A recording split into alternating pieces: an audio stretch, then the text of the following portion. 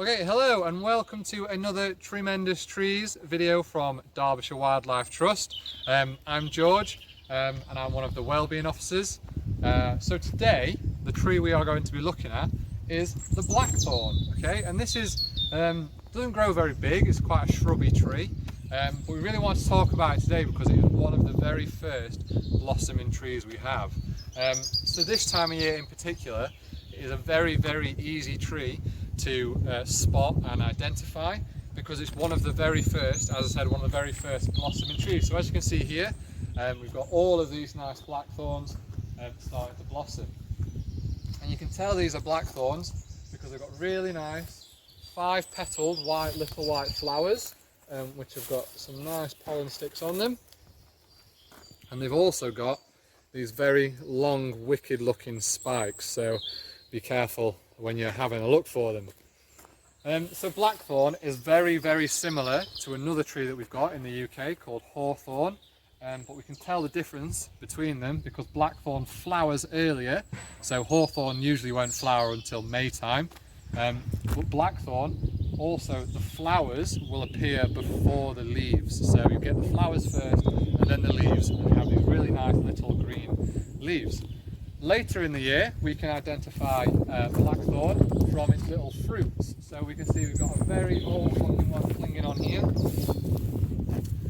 It's really dried up now, but when they're in their prime, the fruit of the blackthorn, it's like they're part of the plum family, so it's a little plum, and it looks like a little tiny plum. They're really hard when they're fresh, and they start to soften as the year goes on, but these are called sloes, and we'll get into what we can use them for later in the video. So what does a blackthorn have to teach us? Well, today I'm actually going to use some wise words that someone in one of our groups said to me yesterday. And she said, at this time of the year, when you first glance outside, everything can still look quite dormant, looks quite dull, a bit dead, and it can make you feel a little bit hopeless. We're so eager for spring to start. So if you imagine you were looking out at somewhere like this, it could still be the middle of winter and it can get you quite down. But now, spring is upon us, things are leaping out here, there and everywhere, and the blackthorn is an amazing symbol of hope with these gorgeous blossoms. They're popping out all over otherwise this brown bare area, and they really do cheer you up and make you feel hopeful for the spring to come.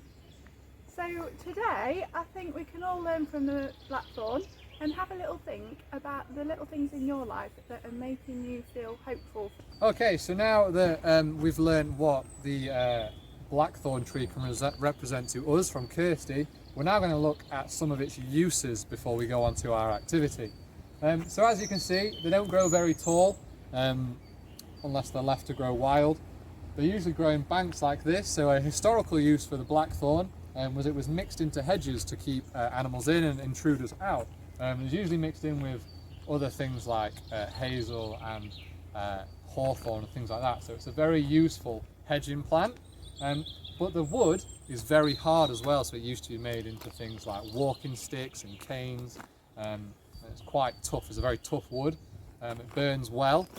But one of the main uses that people might know is from the fruit of the blackthorn. As I said, they're called sloes.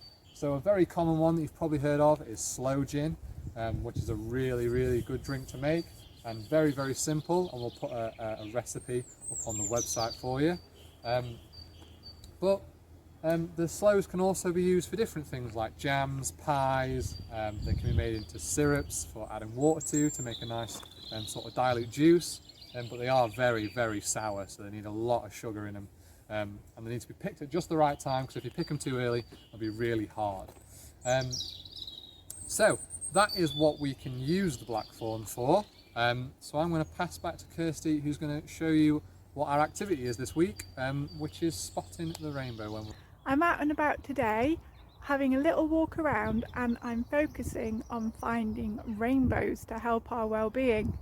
So looking for as many colours as possible is really great. It helps us to find the beauty in nature, and it helps us to really pay attention and take notice. We're still really early in spring at the moment, so sometimes it can seem like the world is still a bit grey and a bit brown, like this behind me. But actually, when you look really closely, I think you'll be surprised how many colours we can find. So all I'm going to do today is have a little wander around and take photos of as many natural things of different colours as I can. And then when I get home later, I'm going to put them together and see if I've got enough different colours to make a whole rainbow.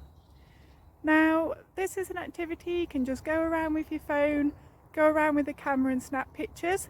But if you haven't got that technology, you could draw some pictures, or maybe even just go around with a notebook and take notes of what colours you've seen and where you found them. So was it like a colour of a leaf, or was it a flower? Was it an animal? What was it that had that colour in it? And see if you can just list the rainbow. So I'm going to have a little wander now, see what I can find.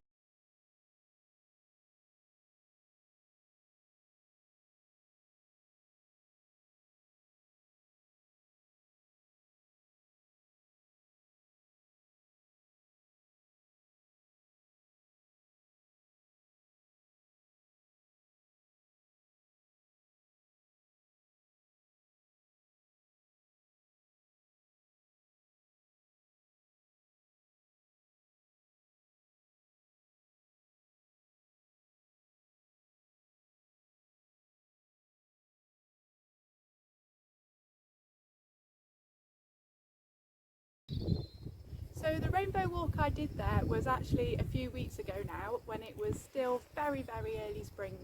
But you can see there was all those colours around then, so imagine how many more colours you're going to be able to find now. So you don't have to only stick to the buds that I was looking at, there's all sorts out there now, whether it's blossom, flowers, grasses, might even be the colour of animals, there's all sorts, so see what you can find, and we'd love you to share it with us on our Wild Wellbeing Facebook page.